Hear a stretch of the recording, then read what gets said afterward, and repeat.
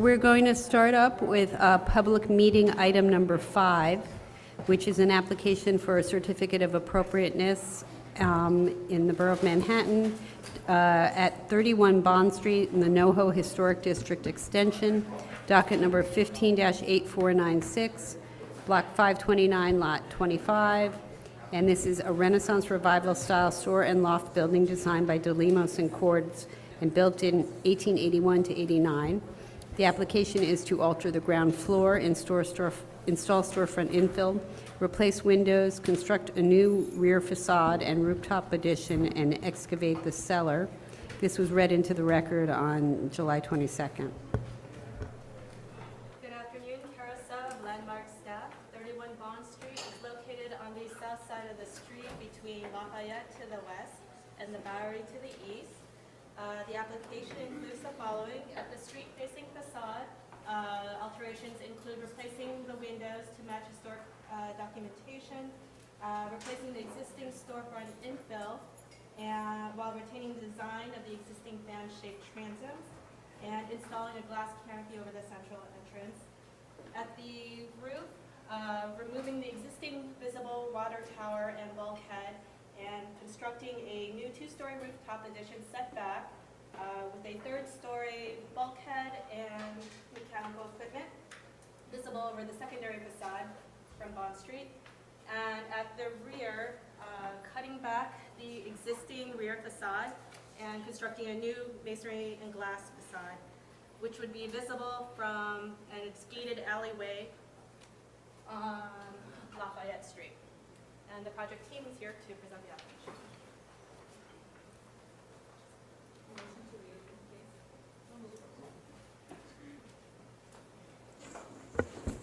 Good afternoon, Commissioners. I'm Elise Quaisbarth from Higgins Quaisbarth. I'm joined by my colleague, Yoan Kleeman, who will be going through the existing conditions and historical story of the building, and by Matthew Baird, who is the architect of the project, who will be describing the details. I would, just so that I can start, talk about the appropriateness issues, just so that they're in context before we get going. With regard to the rooftop addition, it is actually 1 story with mechanical and override, so the occupiable space is really only 1 story. The removal of the rear facade this is not a classic condition of a residential neighborhood with a donut. This is a rear yard donut. It is formerly residential neighborhood that has been evolved into a commercial loft district where the buildings are much closer together. And removing the facade and setting it back will create more light air for the building and for the neighbors, and actually open up the sky a little bit behind within the block that is visible. And the current condition is very different because there's a brand new building next to our building, which has created a visibility that was not there historically. The new storefronts are replacing a non-historic material. They have historic material. They're either replicating or keeping, depending on condition, and it is more compatible with the historic condition while accommodating the new program. So I would like to pass this on to Yoan to talk about the existing conditions, and then Matt will talk about the new design. Good afternoon, Commissioners. Yoan Kleeman of Higgins Quaisbarth and Partners. Starting on page 2 here, we see 31 Bond Street, which is a 6-story store and loft building built in 1888-89 by DeLemos and Cordes, prominent commercial architects. We pause briefly over the NoHo Historic District Extension map. We can see the building highlighted in yellow here. It fronts onto Bond Street, and the rear is visible down Jones Alley or Shinbone Alley from Lafayette Street. Jones Alley takes a sharp turn right here. It is not visible at all from Bleecker Street. That's something that will come up shortly. Looking at the existing conditions of the building, this is actually quite a wonderful building with an exuberant use of buff brick, brownstone, terracotta, and some nice decorative cast iron pieces like these floor ties here and then a cornice. The storefront retains its historic cast iron columns and fan-light transoms over the show windows. The rest of the material at the storefront is non-historic, including the show windows, the bulkheads, the main entry doors, and the transom over the entry doors. Here we can see a zoomed-in picture of the view down Jones Alley. You can see the rear facade here, or the rear of the building here, which is arched, and it's a largely utilitarian facade that features a fire escape and some windows.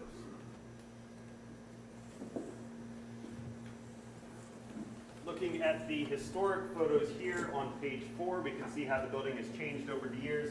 This photo here from the Real Estate Record and Guide from 1890, shortly after the building was built, shows the original storefront configuration, which featured the central entry, the show windows on either side, and the original windows.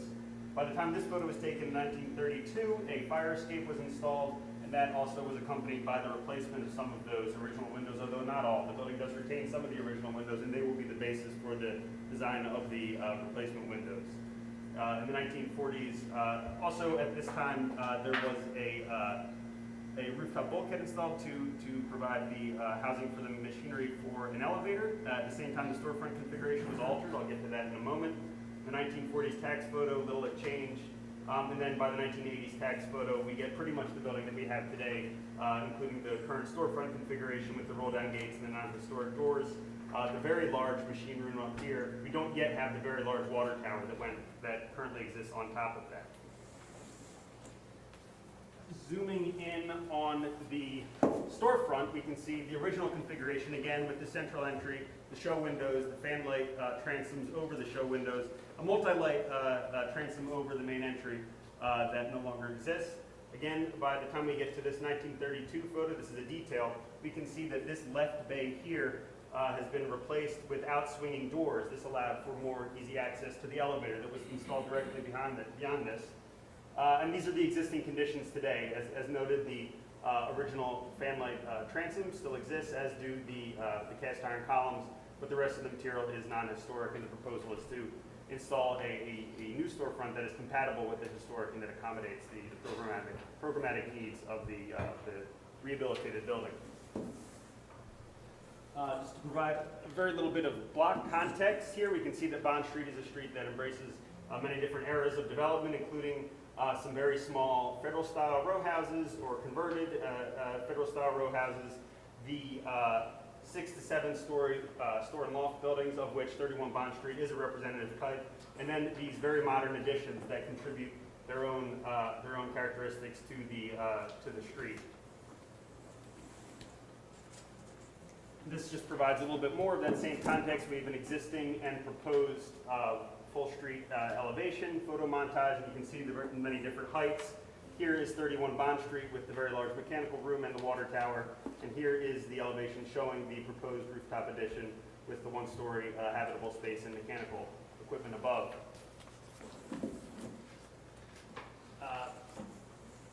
This is a view of the rear elevation. As you can see, it is, as I said, a utilitarian facade with that's been parged and has a fire escape. And this is a historic view down Shinbone or Jones Alley. Shinbone is a more interesting name. And you can see, just to pause briefly over this historic view and the contemporary view can be matched. You can see the chimney of 31 Bond Street sticking up here and here. This is a water tower on the other side of the alley here. What's interesting to note here is that the garage building that at the time this photo was taken in 1960 backed all the way onto the alley is no longer here. So this garage building has since been demolished and replaced with the modern building at 25 Bond Street, and has since exposed a lot more of the facade of the rear of 31 Bond Street visible down Shinbone Alley from Lafayette Street. And the historic maps illustrate largely the same thing. We can see in the very earliest maps, this is the lot where 31 Bond Street currently exists. There were outbuildings that were attached to these residences here. By the time we get to 1897, our building at 31 Bond Street has been built. Some of the row houses remain as well as their outbuildings, but a lot of the lots have been replaced with sort of commercial buildings with larger footprints. And then by the time we get to this 1980s tax photo, or 1980s Sanborn map here, we can see again that many of the original row houses have been replaced. This is 25 Bond Street here, where that large garage was that backed all the way onto the alley and blocked visibility of the rear of the west elevation of 31 Bond Street. With that, Matthew. Okay, thanks, John. Thank you. So I'm going to walk us through 4 sets of boards to try to make this as efficient as possible for you. There's 27 boards in the package that you have, and to move through them, I thought we divided it into 4 pieces. The first piece that I'll talk about is the penthouse addition on the roof, the storefront. We'll talk about first, then we'll talk about the penthouse and its implications on the eastern facade of the building, and then we'll move to the back facade, and then we have a final set of boards that are the mock-up and the renderings that we can leave up for discussion. So starting with the storefront, we're trying to make a historically inspired design, taking from the existing eclectic facade. And we have a certain programmatic thing that we're trying to accomplish here, which is an egress from the lower level. And that requires a door in what we believe from the photographs originally was a single store window. So we've had to split that store window in half. And once we've done that, and with the decision to maintain the central entrance, we've made a tripartite symmetrical facade, and we've worked with staff to try to make this design in keeping with some of the proportions we see in the upper facade. And you can see in the details here the existing as it is today, and then our tripartite symmetrical subdivision. We're also incorporating a 7-foot canopy over the central bay. That canopy will be bracketed to the existing cast iron columns and will be a minimalist rain protection. It's actually not made of glass, although it will have some glass in it. It's made of darkened steel. So it's a steel plate and it cantilevers from the front facade. I think that's probably enough for the storefront. We can go back to these boards if we'd like. Let's move to the penthouse.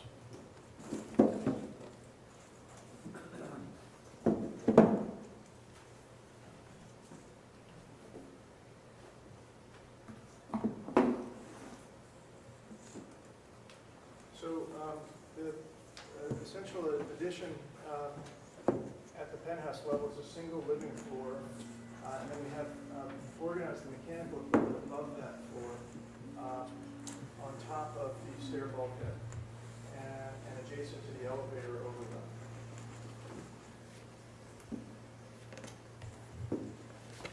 This is the elevation of the existing, showing the water tank, which is 31 feet 10 inches above the existing cornice to the top of the water tank, and the existing mechanical penthouse. We're removing that while maintaining an existing masonry chimney. A bit of structural gymnastics there in terms of staging, but we are preserving that chimney, which was brought up from the adjacent building when this mechanical penthouse was added. We are putting our stair egress bulkhead on the west side above the single-story penthouse, and we're screening the mechanical equipment behind louvers that you see here. What is the height? The height is top? 27, the height of the existing is 31 foot 10, Yes. cornice to top of water, and the new top of louvers dimension is 27 feet 9, and top of everything is 28 feet 9. We are also extending the chimneys on the west side to be by code 3 feet higher than the adjacent building. And so that is actually the highest point of our intervention are those chimneys, which are coincidentally 3 feet higher. The chimney extensions are 3 feet higher than the water tank. But everything that is masonry, construction, or other than chimney extension is areas below the top of the wall. And that chimney exists right now? Yes. Some of the chimneys exist and some do not. So we are, this is an existing chimney at that Right. height. We are building new chimneys on the west side that we're Okay. extending up. And then these are axonometric drawings that show the existing stair bulkhead, mechanical penthouse, and penthouse floor, and then the stair bulkhead to the roof deck with mechanical systems above and elevator overrun above. There's accessibility at the roof by elevator, which requires this elevator overrun. Photographs of the existing roof, and then I think importantly the east facade showing the existing, and then our proposal, which is to create a straight line of existing reclaimed brick. Above that, we're using a cement product, an Eternit type cement board in a staggered joint. We're extending the existing chimneys that are parged with parged masonry chimneys. And those are the primary materials of that facade. I think we should go to the next significant intervention is the back facade. We'll take a look at that.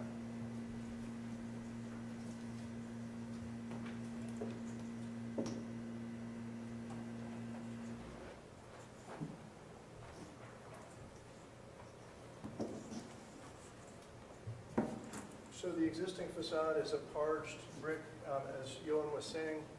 This is the Jones Alley side, looking up at the fire escape. We are removing this fire escape and the back facade, and we're doing that primarily to bring light and air into the building.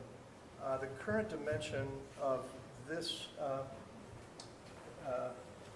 which is the southernmost portion of the existing building, is 6 feet 1 inch from the adjacent building across the way, and the furthest that the existing building is about 1710. And we're actually tripling this dimension to 18 feet 10 at the narrowest, and our maximum goes from 17 feet 10 to 30 feet.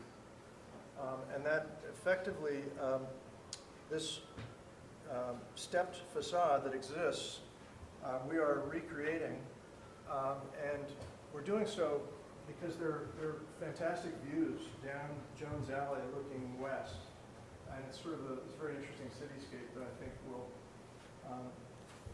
that we're trying to bring into the experience of living here. The back facade that we're replacing the old Pars facade with is made of glass reclaimed brick, and you can see the reclaimed brick here. A glass laminated with copper mesh, and those are the primary materials of the main facade. The penthouse is frameless glass.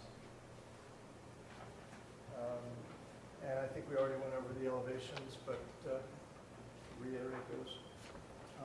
Also important to note here is the excavation. We're going down, we have an existing small subcellar. We have a full basement in the existing building, and we're expanding the subcellar to make space for amenities, a gymnasium, and storage for the tenants. Let's go to the last set of boards.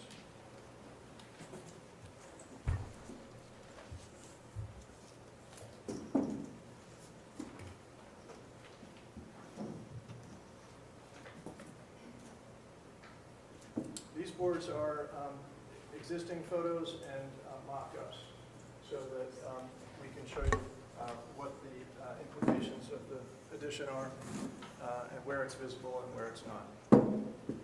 So beginning, looking to the west from Bond Street, you can see, below is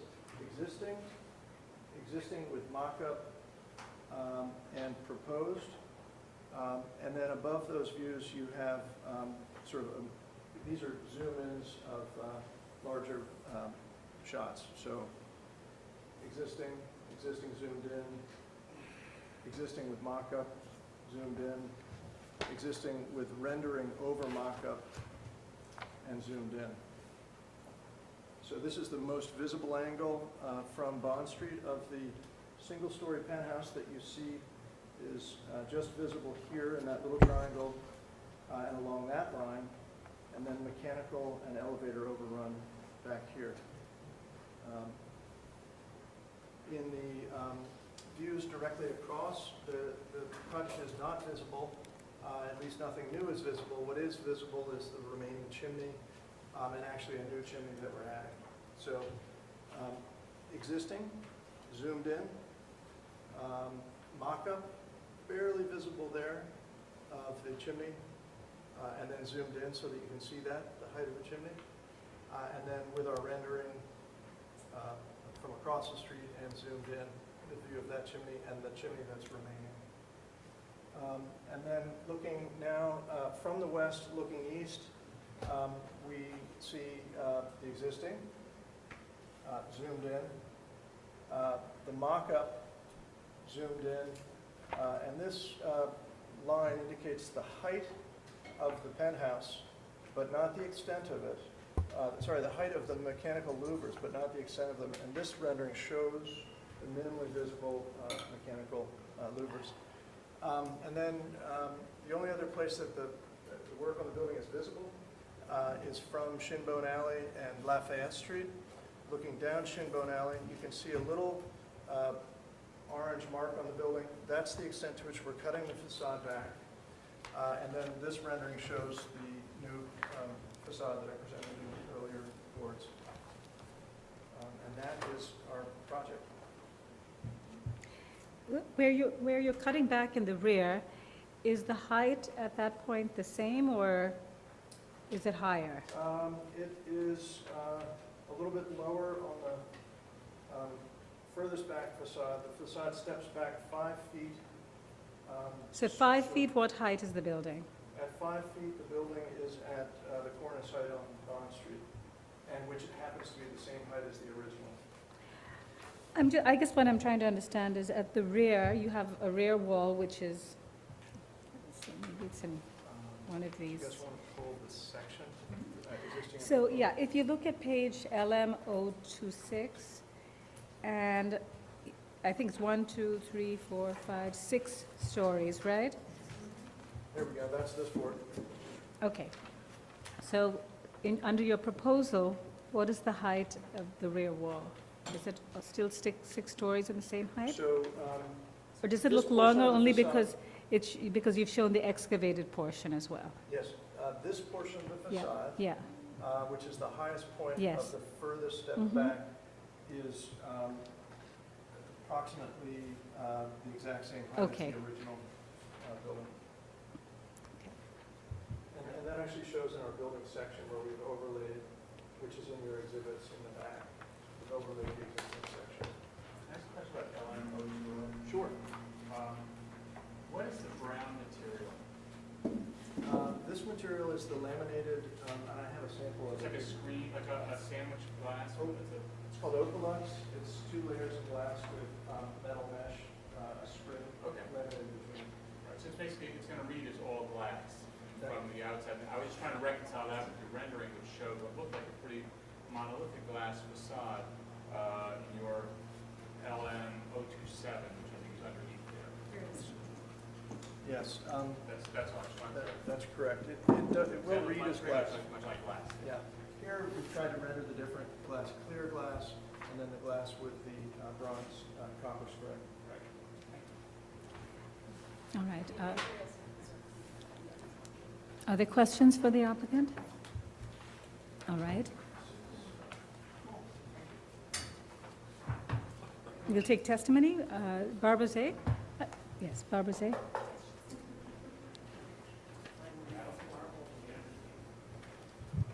Barbara Zay of the Historic Districts Council. HDC finds the storefront proposal an improvement and the retention and restoration of the pinwheel windows laudable. While the ground floor succeeds, the rooftop is another matter.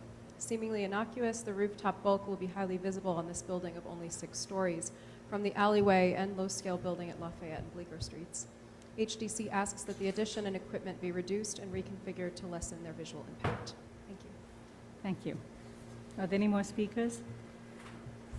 All right, Community Board 2 recommends approval of the facade and roof work and recommends denial of the rear facade, which is non-contextual to the building and to the district, and which disturbs one of the few remaining alleys in the city. All right. Do you want to respond back? Yes. One quick comment. Yes. Regarding the design of the facade, of the rear facade, which I meant to say, Sliding off, yeah. that because this historic district in Bond Street in particular is characterized by some very large, very contemporary buildings, some of which predate the district, some of which were approved by the commission. I Yeah. would think that this 25 Bond Street. fairly sedate, but very contemporary and a little bit visible facade actually helps to try to tie things together a little bit. And it's appropriate in terms of its material and its scale and elevation. I mean, it's interesting because on Bond Street itself, a lot of the buildings that you've taken photographs, I mean, they all predate the historic district, and I know because they all came to the Board of Standards and Appeals. So, but I do understand that I think this portion of the district definitely has a mix of contemporary buildings. And I know while the community board noted that they were concerned with the rear facade, but I actually don't find it, inappropriate. I think having the modern material seems reasonable in this case. All right, yes. Just a clarification, the project is not visible from Bleecker Street. And Right, this is only from the Shinbone Alley. I know it was read through the record. Okay, all right. The alley. From the alley, not from Bleecker. Roberta, you wanted to ask a question? It was really just about visibility and if there was something that, because it looks like there is something that could be done to, to get rid of some of the visibility. That was Okay, just the visibility question, I think that's okay. visibility of the rear or I'm talking about. The visibility of the rear, right? That's the rear that they were talking about with the Shinbone Alley. Is it, So you don't see it from Lafayette, The rear. yes. it's just the rear. Just an observation that the elevator goes to It's also from deck. Bleecker. the roof deck. You have to go to the roof deck. Right, There are two areas of visibility, and I just wanted to be Yes, clear okay. about which ones we're talking Mhm. about, because the visibility from Lafayette Street is this small portion. If you look at LM 027, and that's through the alley, right? that's through the alley, right? Okay. And so actually, the building will be less visible in the current, or the proposed configuration. Right, because the than it is protrusion now. comes, it's So actually it being set opens back. up the sky a little bit, provides more light and air, and so the new facade is actually not very visible. The building will be much less visible in that location. The other visibility has to do with the mechanical equipment, mostly from the east on Bond Street. So I just, we want to make sure that you're clear about the two areas. Let me just pursue the elevator again, because I think maybe even if it didn't go up to the roof, since it's behind, in the back part of the building, it's still not gonna be visible. So reducing the elevator's not gonna. That's true. Well, reducing the elevator would allow you to move some of the air conditioning out of the view side. I know, because there is, Well, I would say, first of all, we want the elevator to go to roof for accessibility reasons. And the mechanical, Community facility space or like a community, recreation it's space an outdoor garden. for the whole building. It's private No, or that? No, it's for the top floor. for the But tenant. there is a need to get up there to service equipment, and certainly. Do they, right, couldn't you just have a elevator stair can do bell that. kit? But we would like the elevator to go to the. Okay. Right, I know, because, right. All right, are there any other And I would questions? Yes. just agree that the elevator is pushed further back. The other thing that you see are the louvers. Now, we thought it would be appropriate to enclose the mechanical equipment with louvers, but at our community board meeting, there was a lot of dialogue about whether that was a good idea or not. Maybe we should see the equipment. If we saw the equipment, it would be not quite as clean, but you'd see more sky through the bumps of the equipment. And that's this whole section here. The louvers are here. The overrun of the fire stair, which does have to go to the roof, that bulkhead is this section right here. And everything below that is the upper floor, living floor. And, Or- yeah, so go ahead, Fred. Well, another question, this remaining chimney from the neighbor, yeah, it's very peculiar looking, and it looks like it can't possibly hold itself up, so It's- how is it gonna hold itself? I mentioned some structural gymnastics, so Right, you did. working with Severed Associates at Messina, we have a brace that is actually clipping to the side of the mechanical, the penthouse, and then extending up to brace that masonry chimney. Why is it so high? I mean, doesn't it only have to be like It 6 has- feet or something above the adjacent? It has to be 3 Right, feet above but the I think high. this is the existing height, correct? It's an existing height. It's the existing height, and then they're setting back the building, and they're just retaining the chimney. And the chimney's actually from, it's not, it's a neighbor's chimney. In fact, you can see it was added onto, when they added the mechanical penthouse, the Right. chimney was added onto. Now, by virtue of us adding these okay. other chimneys and having occupiable space at the roof, we have to keep it at that height to preserve the required distances by code. Yes, Michael? Okay, go to the top of the roof plan. Yes. That would be. I have it on 18. LM 018, Yeah. small version.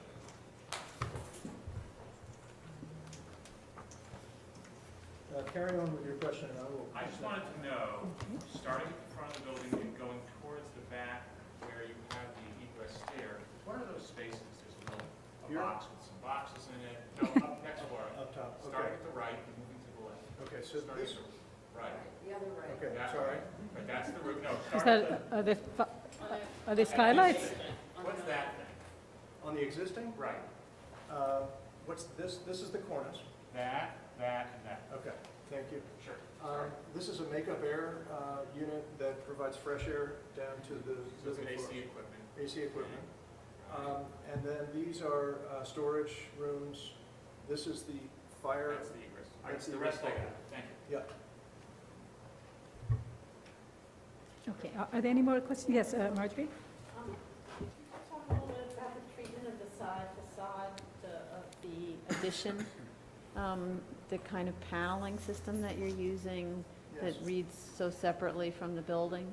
So I think we should look at this mock-up, and then we could also look at the elevation of the side. I hope it's still up here. I'll start to describe it here, and then we'll bring up the other four. So the design is to clarify and make a straight line of the existing brick, which is kind of all over the place over years of ad hoc additions like this chimney. So here's the existing, it steps up in the back for an elevator overrun, and then it tips with the roof and then steps up again as the foundation to the mechanical penthouse. So we thought it would be appropriate to make a straight line using reclaimed brick, and we're going to rake and repoint all of this masonry with the appropriate mortar. And then above that level, I use a cementitious board that's yes, that's like Ethernet. This is called Virock. It's a fantastic material that we've used a lot recently on projects. But I guess the question is, so it's going to read very differently from the rest. So could you just talk about, because it's going to sort of identify from the side, which is visible based on your, Yes. it's going to identify this structure on the top. So can you just talk about in terms of the district generally? These, So we thought that rather than try to, we thought that what was new should be expressed as a new materiality, and then what was existing should be clarified. So we made a distinct line between the new structure and the existing masonry.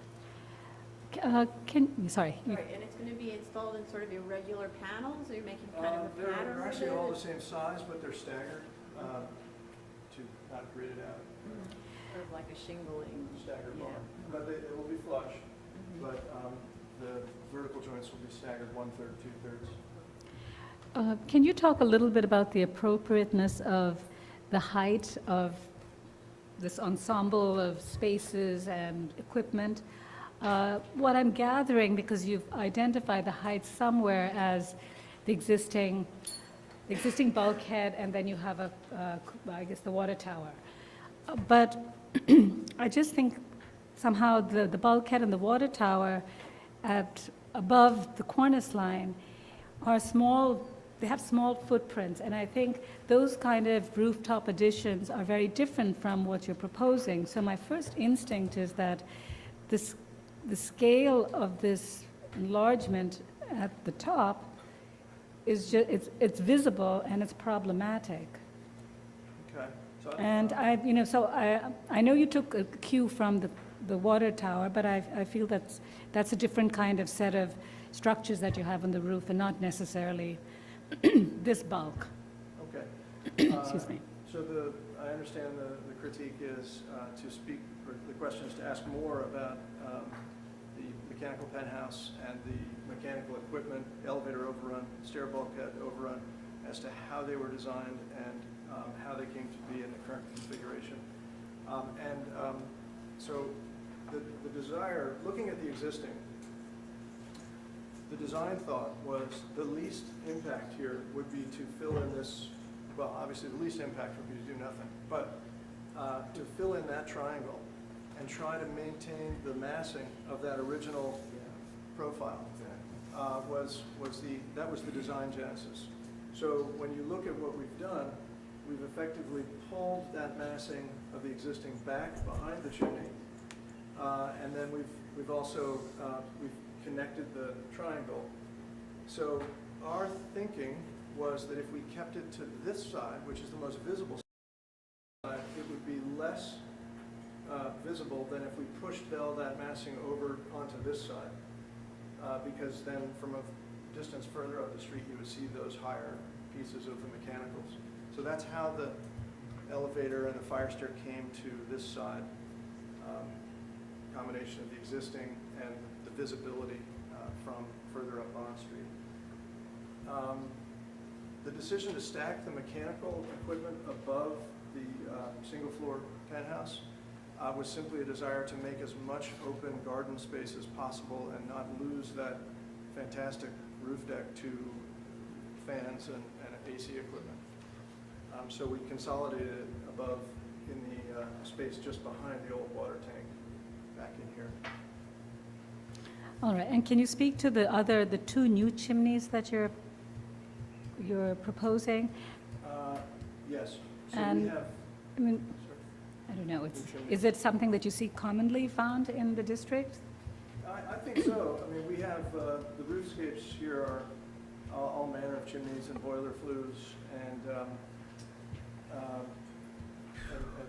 we're making ours the minimal extension as possible.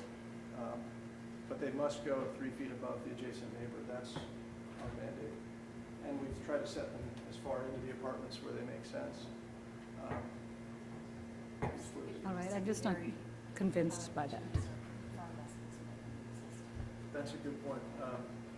Elise makes the point that the existing chimney is probably the most visible.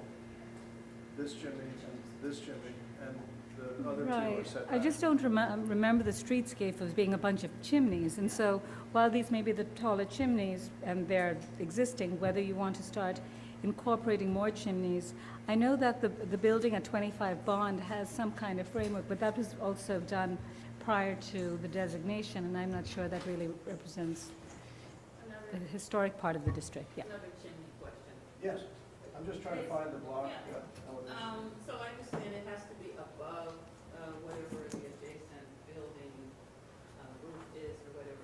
But that chimney, the neighboring chimney, could be cut back some, right? It could be cut back The some. It's not- neighbor's chimney? Isn't this the neighbor's chimney? We actually thought we could lower this chimney and try to, because it's certainly very expensive to brace it structurally that high. But by code, we have to keep that 10 feet from an occupiable space. Oh, it's not 10 feet from, It's 10 feet horizontally and 3 feet vertically is the code. Okay, are there any more? It can Yes. actually be, it's a little, to be super clear on that, it has to be 3 feet higher than anything within 7 feet of it, Okay. or at the same level as anything within 10 feet of it. And that, the building behind it is actually within 7 feet of it. That's correct. It's our, So it only needed to be 3 feet above that building, the roof of that building.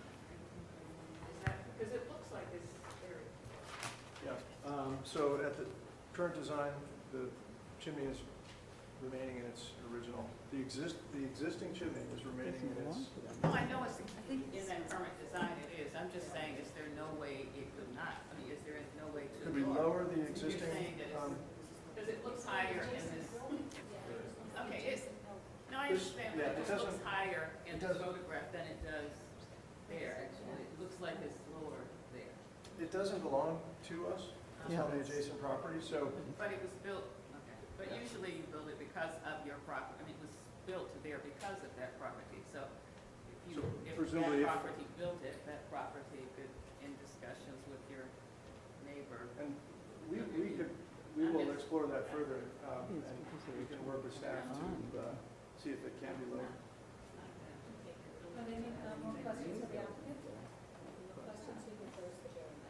So moved. Thank you. I think it'd be helpful just for our discussion to maybe break it up into the 4 areas that they broke it into. So I think the first one was the storefront. And are there any concerns about, or questions or issues about or recommendations for the storefront? Okay, I think it seems to treat it sensitively, and it seems that they do actually rest of the, converting the windows into movement. And they've replicated that on the other side. All right. Sorry. Okay, so why don't we talk about the enlargement at the top and concerns about that? I think I have some concerns about the overall bulk and its visibility and whether it's appropriate. I think it'd be helpful if the applicant maybe provides us some photographs of rooftop additions in the area. I don't know if that'll help, but I'm also willing to hear what the other commissioners feel in terms of the bulk and whether they think it's appropriate. Yes. From the commissioner that always likes rooftop additions, I think this is too much. Okay. I think it's not necessarily too much, it's too, that other term that I don't always like that we use, it calls attention to itself because of the oddity of leaving the chimney hanging there, this little thin thing, and then setting back. What I would think would be an appropriate strategy would actually be to leave all that in place, maybe even including the water tower, and try to adaptively reuse that space right in there, and then add to the back, because I don't think you're going to be adding. You're going to be adding where visibility is the least. So I mean, I think that's just the strategy, and maybe not striking that line and saying everything above this thing is new. I think that's what's looking a little odd to me, a little too much. Your eye is going to be reflected up there. It's not that really they're seeing so much. It's that they're seeing such a new thing and such an odd thing with that flapping chimney there.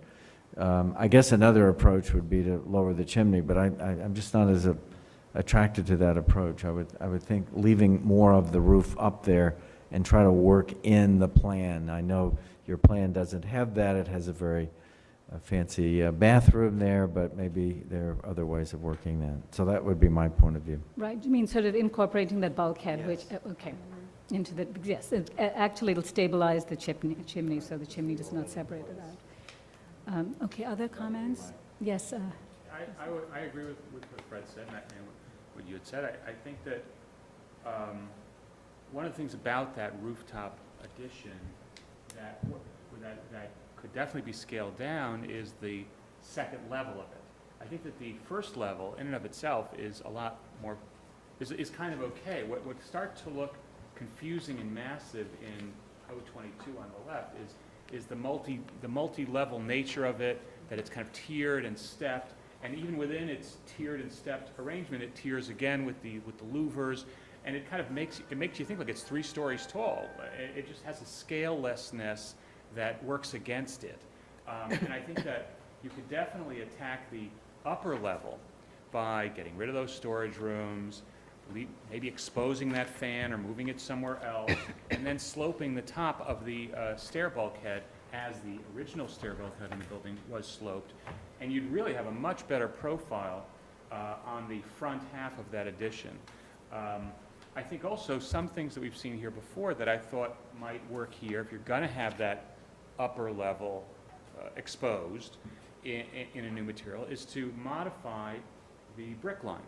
We've seen jobs where the brick line has been boosted up to hide some of the mass of the addition, and that might make the proportionality of the gray versus brick feel a little bit less heavy. Those are good suggestions, yes. Diana? I support those suggestions. I just wanted to say that I do think that the rear facade and the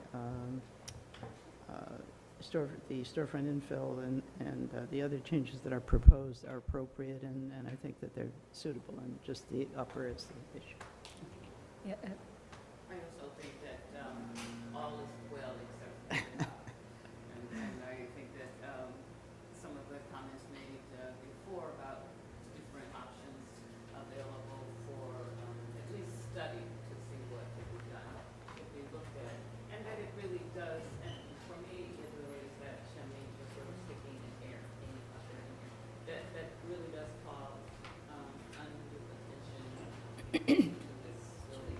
But I also think that that elevator overrun, the fact that the elevator is going up to that deck, makes it higher than it maybe needs to be. But Right. I think that there are things to be studied. right. Well, this entire, I mean, the bulkhead, it feels like it's 3 stories because it's about 30 feet, so it's not surprising. So, but I completely agree. I think some of the suggestions, Michael, what you said about the fact that there are different cubes and different spaces really, I think, adds to some kind of jumble that we haven't seen. And I would urge the applicants to really try and lower the rooftop additions and try and figure out a way to deal with the mechanicals where you don't have to have so much of a footprint if you don't really need to. And I agree, the storage rooms don't seem appropriate there. Yes.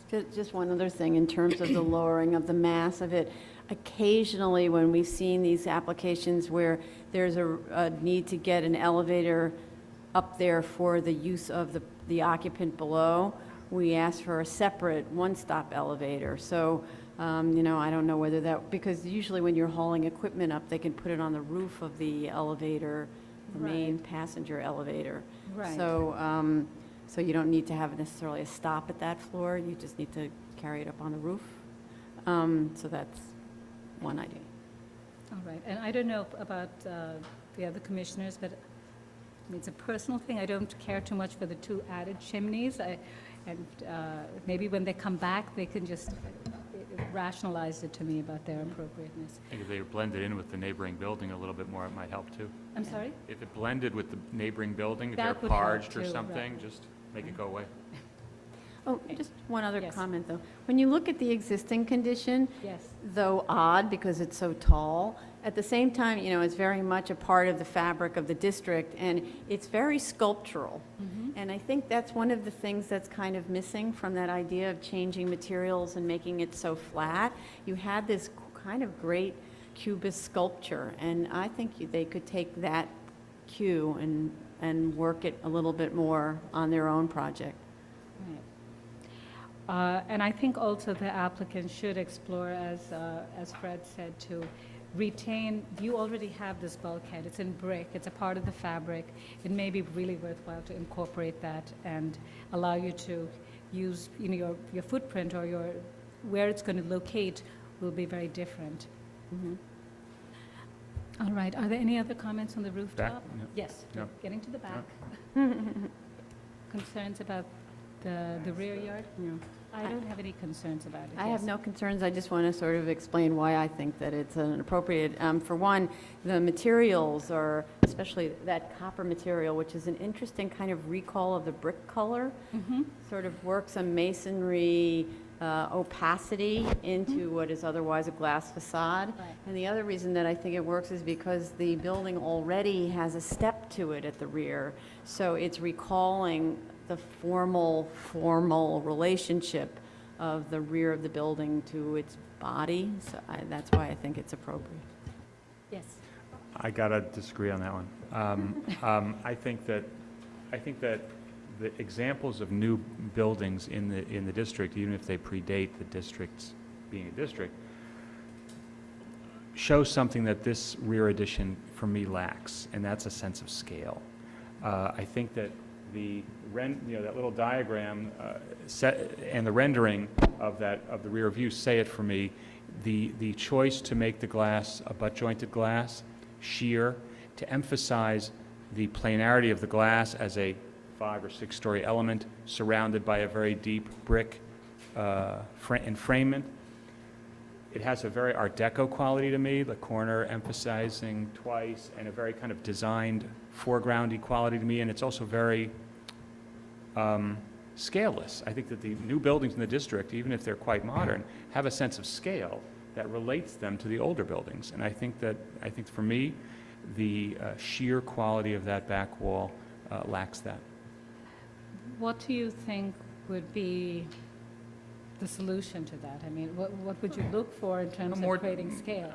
I think that the buildings that succeed in historic districts like this, for me, have a sense of depth, a sense of scale from floor to floor, that it's not a 5-story chunk.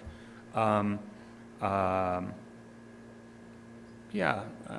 think, some reference to the mass quality of historic buildings that a sheer, floorless, suppressed articulation building doesn't have. The articulations on this building are really multi-story. The vertical band of the copper, the vertical band of the butt-jointed corner, the vertical band of the brick. It lacks scale. I mean, there's a million things you could do. You could put in brick spandrels, you could put in another material, Right, you can start breaking up and articulating the floors, but in some ways, what they have right now is, I don't know what they have right now, but is it as articulated? I'm just asking the question. I think the use of the butt-jointed glass, the use of a very strongly articulated enfrainment that echoes for the 2 volumes, really makes it, and I just look at that last rendering on 27, I think it is. It's a very visible front facade to this building, and it has a very minimally articulated sense of scale. So you're talking about element 027? Yeah. Okay, so from the back. Yeah. It's like a front facade. Well, it reads like a front facade, but that's the situation these days with rear facades. A lot of them read like a front facade, but it doesn't read like a front facade that we would have approved in a historic district. All right, but it's not a front facade, it's a rear facade. All the worse. All the worse? 'Cause Is it calling too much attention to itself as a rear I facade? wouldn't use that benighted phrase, but Right. I don't know. I don't think that it's bad because it's designed. I think it's bad because it doesn't try to relate to the historic district. It seems like it's Michael, if you express the floor line more. I think it would help, yeah. Yeah, I mean, you could do that. Yeah, no, there's a million ways to do it, and I wouldn't presume to tell them how, but I think adding depth, adding scale. What if the copper wrapped to the side that gave you more corner? Is that the problem? That it's not opaque enough at the corner? No, I mean, I think the corner is a bit odd for the district, but, all right. I don't know. I mean, I think that you could work the corner, because the corner is important because they want to capture that view. So I don't want to say you must hold the corner with brick. It's not, I think. But I think I understand what he's saying in terms of if it came before us and we were talking about a front facade, we'd be discussing it for hours, right? Right. But because we think of it as a rear facade, we don't really think that we should, say something things because it's a rear facade. But it's a rear facade Right. No, I understand that. I think, well, I think the commission talks about primary facade, they talk about the secondary facade. It's not as we don't talk about it. And I think we raised it as one of the things we're actually going to talk about. So I think there's no intent that we shouldn't give it its due meaning. But I think in terms of direction, I mean, to me, having a modern interpretation in the rear is not Totally fine. problematic. But I think that in order for the applicants to come back to us, I'd like to be able to give them some direction regarding that. And so I think you've said, that's why I only probed a little bit more about what that means, whether it's to sort of break the scale, whether it's to hold the corner in some manner. I think you seem to be open to see how they can do it. There's a million ways to do it. I'm sorry? There's a million ways to do it. I think, look at Bond Street front. You have Herzog and de Meuron on one side, you have BKSK on the other side, very different buildings. They work. Yes, they do. They work, but they do it with scale and depth and dimension. One uses stone in an asymmetrical pattern, one uses glass in a symmetrical pattern. Lots of ways to do it. Yes, okay. All right. Any other comments or questions? All right, so we'll have the applicants come back. And I think you've understood the direction, but just to recap, I think there's clearly design involved in the rooftop addition.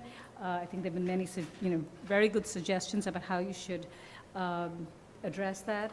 And I think it'd be worthwhile to look at the rear facade as well and see if you can sort of incorporate elements that would provide the right scale and depth to the rear facade, given its visibility. Okay? All right.